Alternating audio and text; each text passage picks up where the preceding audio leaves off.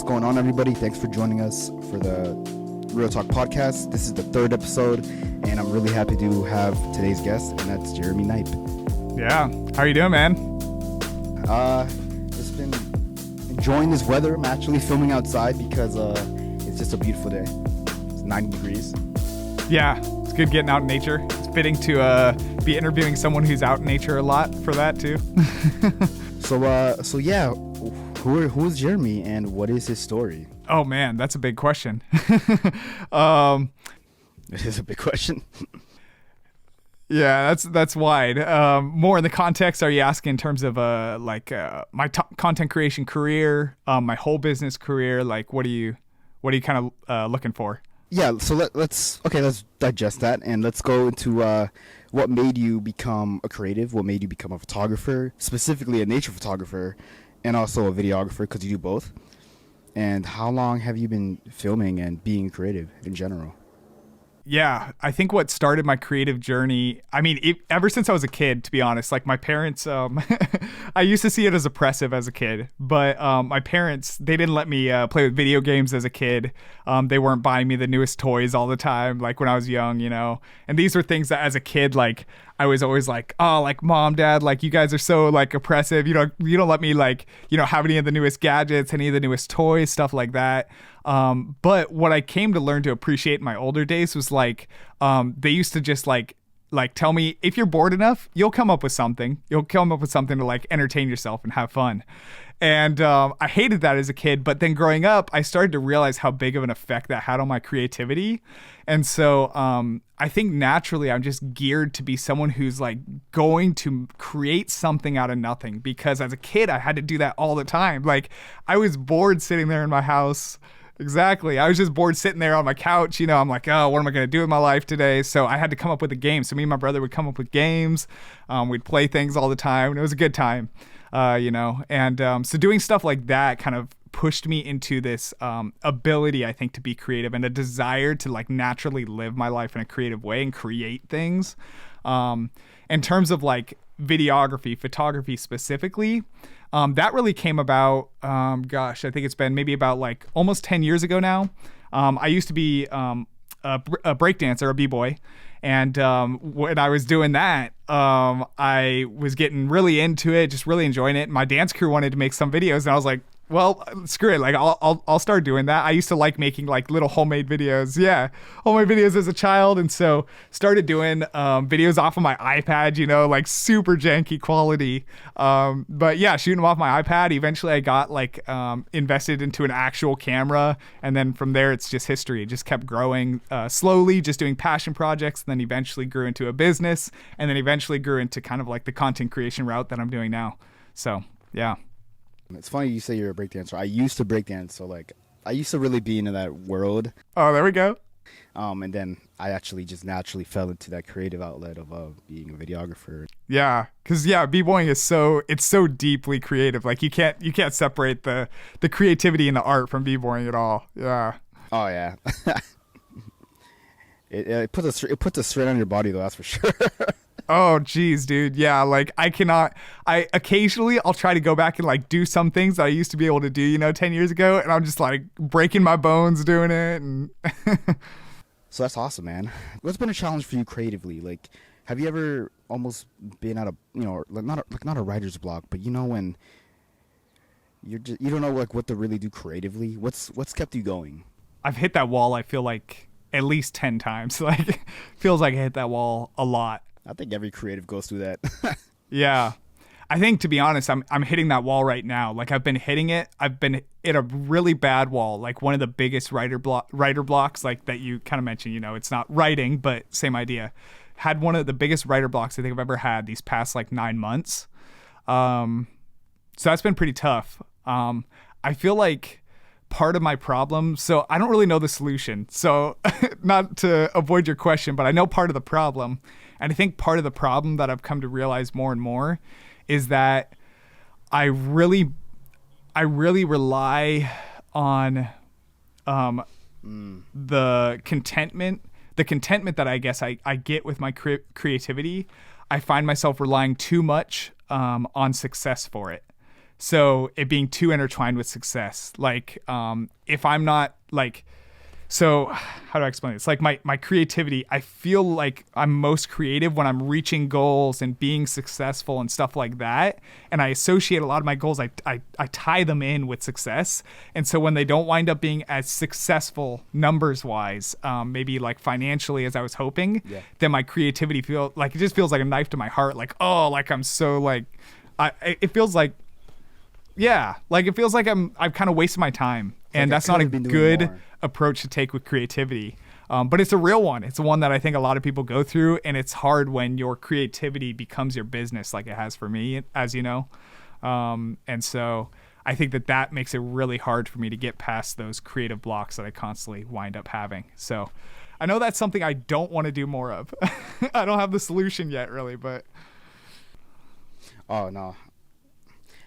I feel like every creative goes through that moment where they're trying to find a solution and find the answer, because I mean, I was just recently going through that.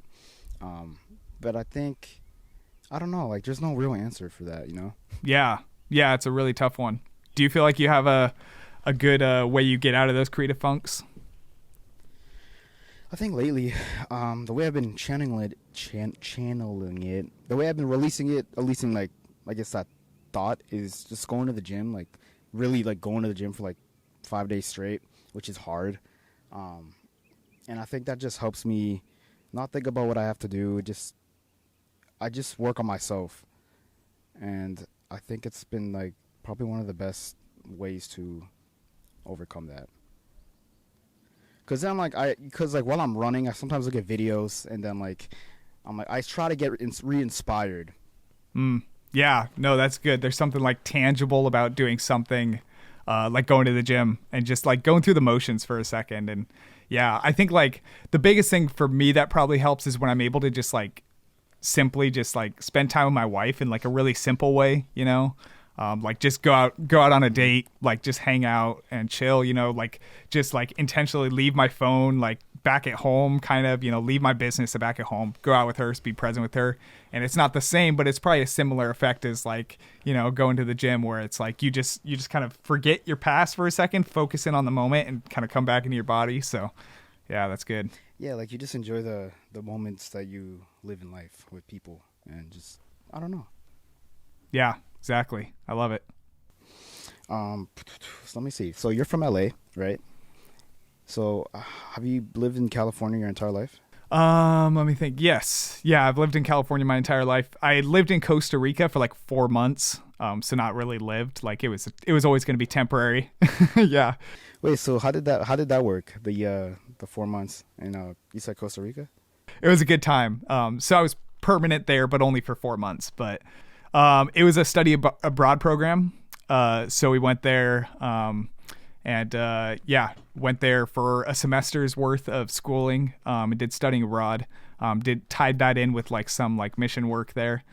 So just helping out people that are in like kind of some of the more like just trying to get back on their feet. So like business women trying to start like small businesses, you know, trying to get their families back on their feet, stuff like that.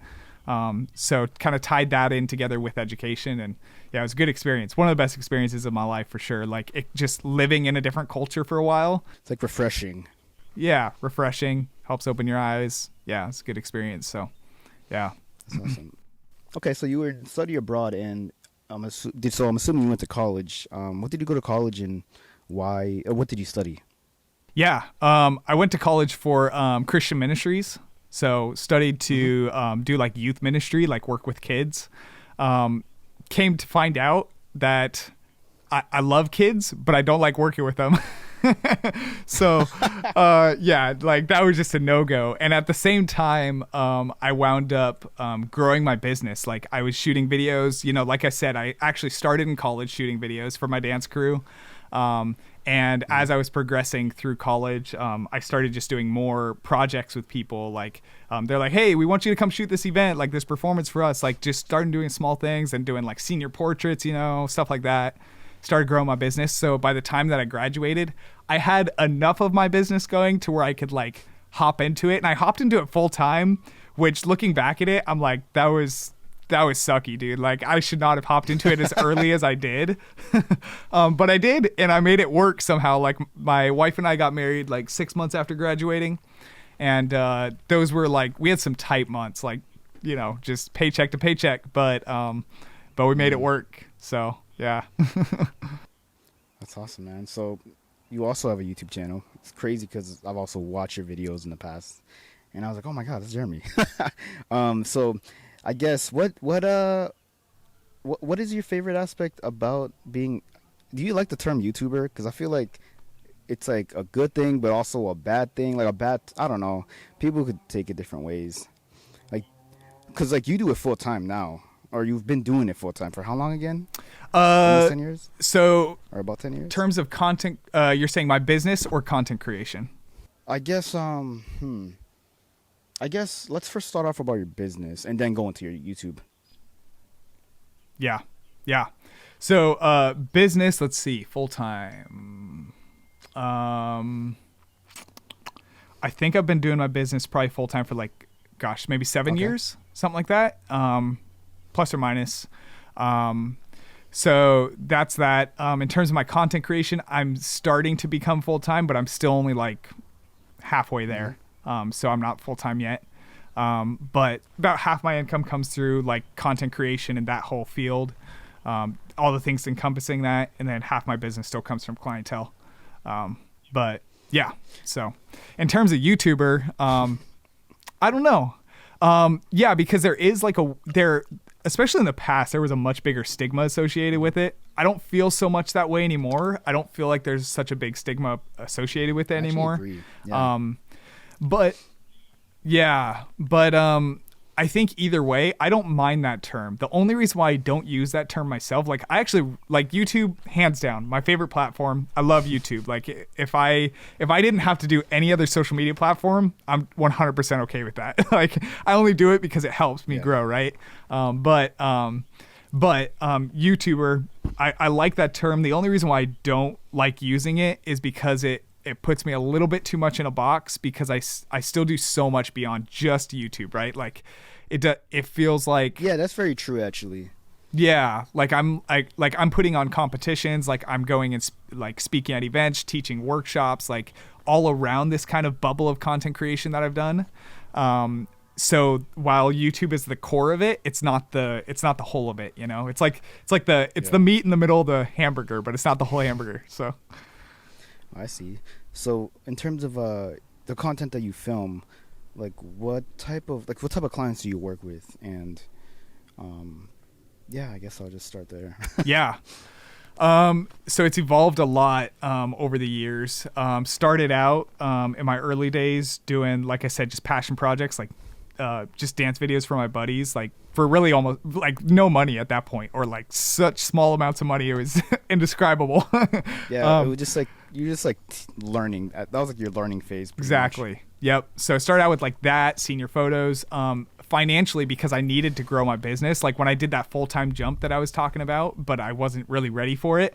I went into the wedding field because that's where there's tons of money in the wedding field, but I was just, you know, trying to support myself, make enough money. But I knew my heart wasn't in that, like from the beginning. Like I knew that wasn't where I wanted to stay. So I enjoyed it for a little while, but it wasn't going to be forever. So pretty quickly tried to transition out of that and started working. The whole time I had slowly started building my commercial clientele. Whether that be like photographing an event or filming a commercial, like a promo video or a nonprofit video, whatever it may be. So started switching into that. And still in terms of my client work, probably most of what I do clientele wise is like commercial work, where I'm like making commercials or helping people create social media content, stuff like that, for products specifically. So I most specifically deal in the product realm, not so much in like the mission statement realm anymore, the who we are type of stuff, or the nonprofit. Yeah. I used to do a lot of that, not so much anymore, but mostly it's like the product realm now. So that's like in terms of my clientele side, that's mostly what I do. And then if you consider it clientele, like I do around my content creation, I do like, you know, one-on-one mentorships with people looking to grow their wildlife photography skills, or I do, you know, teaching at classes, like group classes or stuff like that. So yeah, that's awesome, man. It's funny because like I do a lot of like commercial-ish type work, not so much for like products, but I want to get into that realm. As someone that Yeah.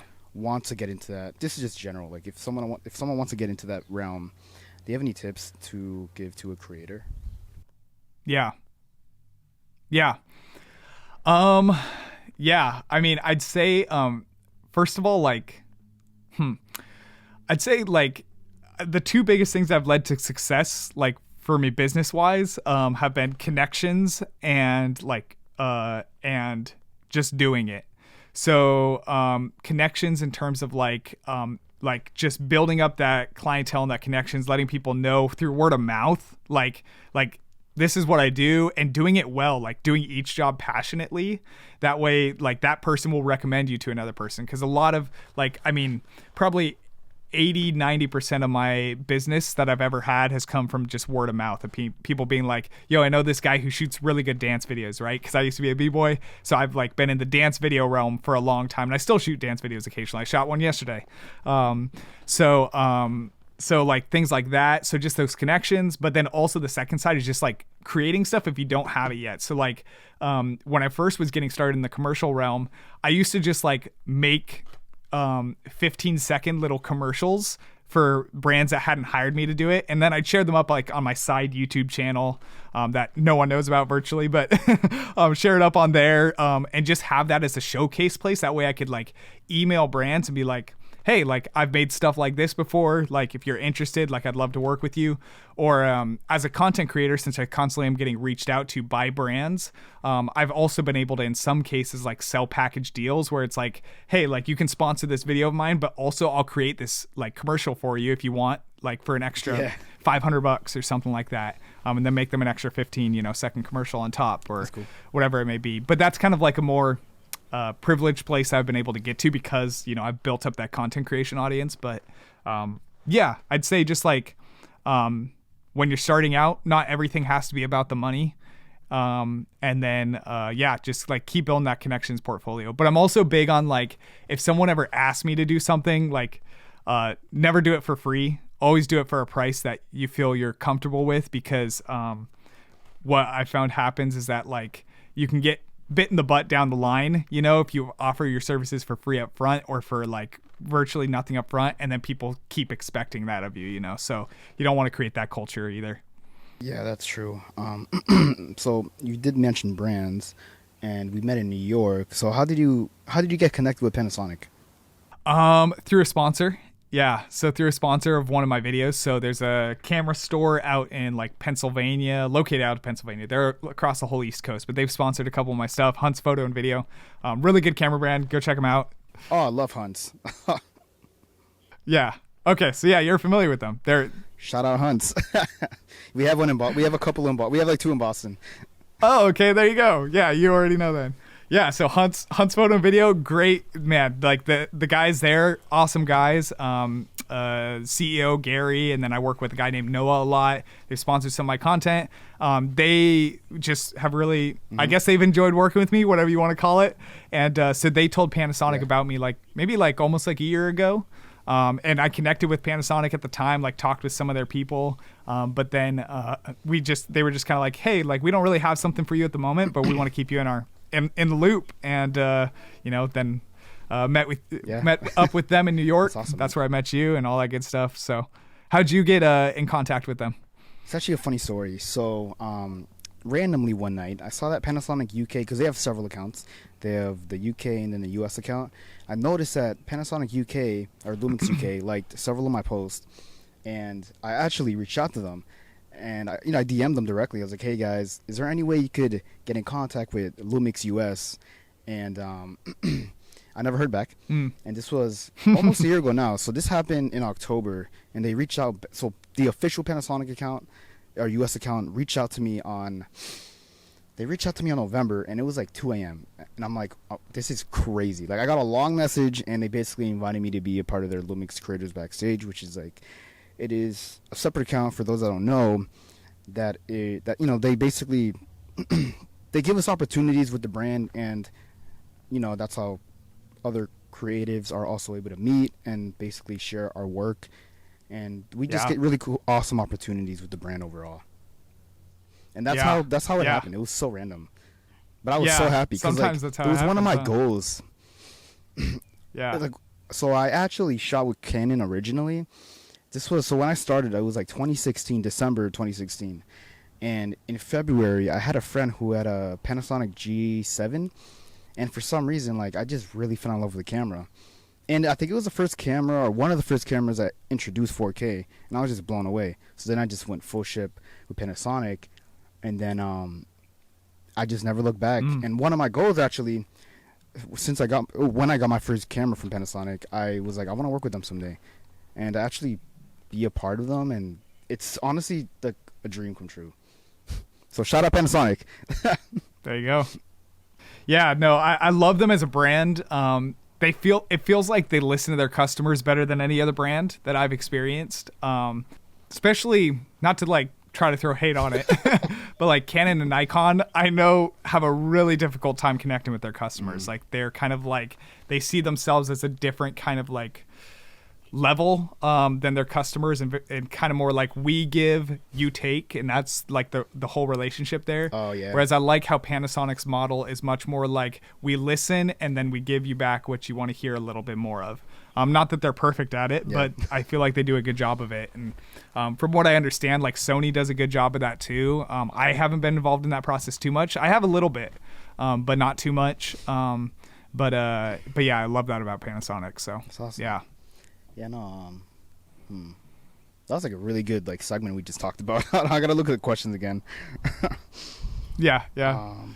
So do you have any, I guess, like, what are your future goals / plans? To be honest, I'm probably it might not look like it from the outside if you follow my content, but I'm probably like at the biggest like crossroads I've been at so far in terms of my content creation, because I'm finding that like I feel like I'm so much in a box right now, and I want to get out of that box, but I feel like financially and like also just like I put in hours of hard work into being in this box. And so it feels like I'm like confined in that box, you know?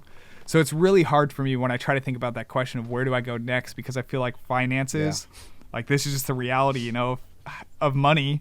And it feels like that defines a lot of where I go next. And so I'm struggling with that and trying to figure out how I can kind of like go where I want to go next while like also still being able to be like financially stable, you know? Yeah, I don't have a super good answer on that. I know things that I do want to do at least in the next couple months, but I don't have something like huge that like I'm looking forward to in a year or two from now, you know, which is like kind of new for me because I'm a big planner. Usually I know where I want to be in a year from now, where I want to be in 5 years from now. But that's not quite what I'm experiencing at the moment, I guess. But in terms of, I'll answer that question in terms of the kind of like shorter, a few months from now basis. And in a few months from now, like, so something I hosted last year was, last year I hosted the first ever Wildlife Photography Awards, hosted on YouTube by YouTubers, so by content creators. So me and some other the biggest YouTubers that are wildlife photography creators came together and hosted this awards. And it was the first ever Wildlife Photography Awards that's judged live. So like the judging was actually done live. People see the results. They see the judges talking about it, like never been done before. So I hosted that last year and it went really well, like went way better than I expected. I expected like kind of this level of like success out of it, and it 5x'd it. Yeah. So that was amazing. That was super cool. I was super grateful for that. And after that last year, I was like 100%, this is going to be a yearly thing now. So I'm coming up on that. It's coming up in end of July is when I start opening that submission window. We actually judge it in September. So it's like a 2-month process, but already starting to plan that out. That's something that really does get me excited. Another thing I'm excited about is I'm going to get to do like one of the first like big kind of like creator collaborations I've ever gotten to do. I'm going out to Wyoming for 10 days. I'm doing something with another creator out there. And so some things like that I'm looking forward to for sure. But there's still a lot of unknowns in terms of my long-term future. But that's awesome. At least you have some things coming up. That's cool though. Like you just never know. Like Literally, things could just happen and things just keep going. It's like almost, it's just a big question mark. Yeah. Yep. Most definitely. Where do you picture yourself heading next, or what are you trying to get into? That's a good question. I'm actually trying to expand. So I'm based out in Boston, and I work with all types of businesses here. So I work a lot with like restaurants, and I help businesses establish a stronger brand identity using social media. That sounds so salesy, but it's exactly what I do. And No, yeah. it's been great. Like I've been doing it for almost 2 years now. I have my production company called Real Envision, and now I have the Real Talk podcast. And what I would love to do is I would really love to expand on working with other states. So I'm beginning to do that. I'm starting to build some clientele in Orlando. I have some in San Francisco. I have a meeting for some clients in New York, and I'm even expanding. I'm even trying to expand to Rhode Island, which is the next state over. I love Boston, but I think I've just done so much and I've seen everything here. I think lately I have been in this creative block as well, and I've been trying to break out of that.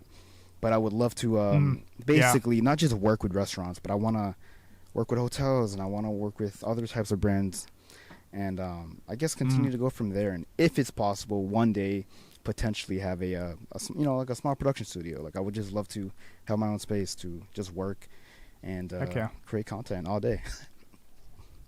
Yeah, for sure. No, that's dope. Yeah. When you're out in San Fran, you'll have to hit me up and see if we can connect again. Oh, I got you, man. Yeah, I was in San Francisco, oh my gosh, I think it was like 3 years ago now. And it was funny. It was for a client it was for a company called, I think, was it Smart Waste? Or it was like Waste. Okay, so it's one of the smaller clients of Waste Management, one of their subdivisions. And I literally filmed training videos, and I was literally filming trash. But I actually had a good time doing it. Yeah. Like I had basically full creative control. Yeah. And it was definitely an interesting experience. Yeah. No, that's dope. Yeah, some commercial clients can be a lot of fun, especially when you get a lot more liberty with them, like to do your creative thing, So when they trust you. How have you approached social media differently since the introduction of TikTok? There you go. Yeah. Yes. Yeah. 100%. And to be honest, personally, and this is like a personal thing. This isn't like I think this applies to everyone. But personally, I kind of hate it, to be honest. I also am not a fan. You're not a fan either? Okay. It's just too much. It's a lot. It's hard. It's like, it's the reason for me is that I'm really big into providing deep value. And when I say this, I'm not trying to say this in a way that you can't get deep value off of something like TikTok, for example. But like I'm the type of guy who like I literally will listen to 5-hour podcasts, like just like in the back of my mind while I'm like doing some mindless editing work, or while I'm like in the car driving, like because I like diving into conversations and topics and ideas that are that deep, right? Yeah.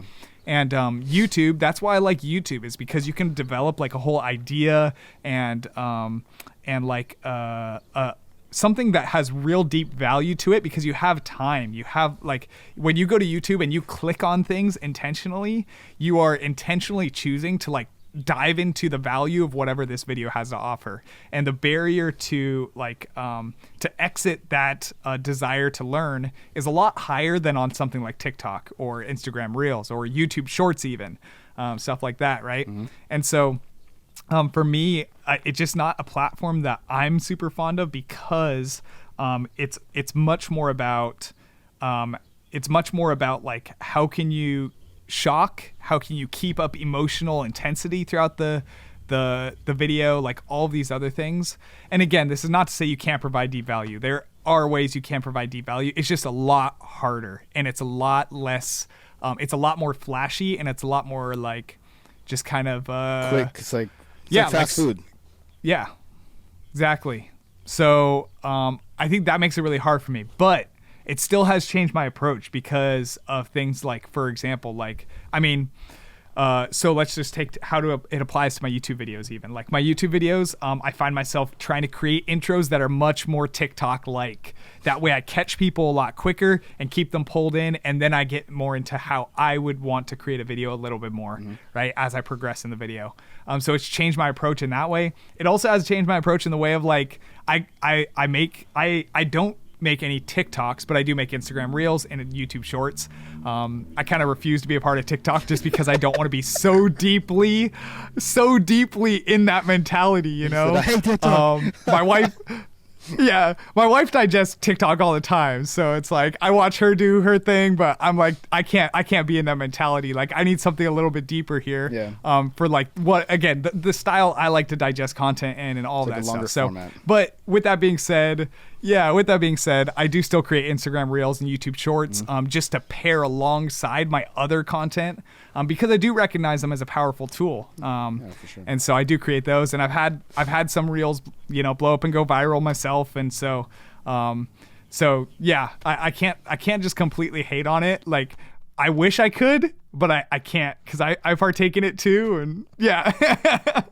So what about you? How's your relationship with that? So I used to make TikToks, but it'd always be video focused, or I would just have an ad and then I would just put it in that 9:16 aspect ratio. That was my biggest thing. I hate filming in that aspect ratio. It's so like I gotta think twice about things now, you know what I mean? And I don't know, I just miss the standard 16:9. But like, you know what I do like though too, like the three like layers that you could do on on TikTok and social media. I think it looks cool. I don't know, I enjoy it. I'm getting used to TikTok though. I mean, it's been out for a couple years now. I think it's an awesome platform. But like you said, like once you're in there, it's just like I gotta like start doing so much. Like I think you're supposed in order to get more viral, you have to post like 3 or 5 times a day. I'm like, that's a lot of work. Yeah. It's a lot to think about. There's like a huge like rush, and it's like a momentum. It's like so much like momentum as a creator, like that you have to have if you're really investing into those platforms. That short form type of content.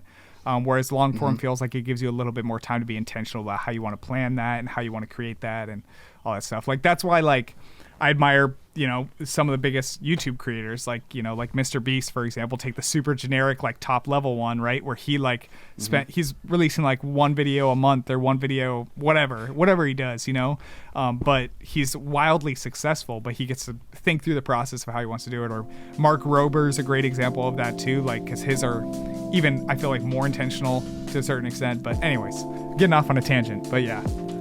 Well, I don't really have much more questions to ask, but honestly, this was like an awesome conversation. Yeah, no, I appreciate it, man. It's a good talk, and it was good getting to meet you. I'm glad we got to meet up in New York and get connected. And sounds like you have a lot of really cool plans going on with your business too, and wish you a lot of success building that. So.